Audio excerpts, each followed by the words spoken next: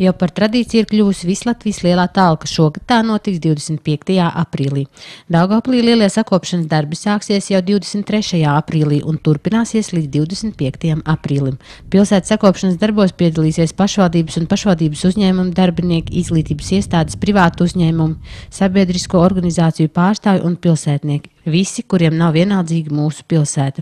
Notikušajā pilsētas domas preses konferencē komunālās saimniecības pārvaldes vides speciālists Kaspars Laizans informēja, ka pieteikumu pieņemšana no fiziskām un juridiskām personām, lai piedalītos talkā, jau ir uzsākta.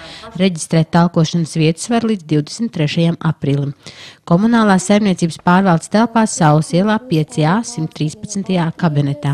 Savā pieteikumā obligāti jānorāda talkošanas datums, laiks un teritorijas koordinātas, kur plānot sakopt vai veikt labiekārtošanas darbus. Detalizēta informācija nepieciešama, lai varētu precīzāk aprēķināt nepieciešamo atkritumu maisu skaitu un koordinēt laicīgu maisu izvešanu.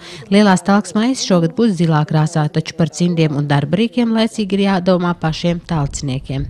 Vieni no pirmajiem, kas iesniedz pieteikumu piedalīties lielajā talkā, bija Daugavpils ūdens darbinieki, dzīvokļu komunālās saimniecības uzņēmums, vienības pamatskolas skolēni un Daugavpils 4. pirmsskolas izglītības iestāde. Saņemt papildus informāciju par talkas vietām Daugavpilī var pa tālruņiem 654 76 320 vai 283 73 526 vai arī oficiālajā lielās talkas mājaslapā www.talkas.lv.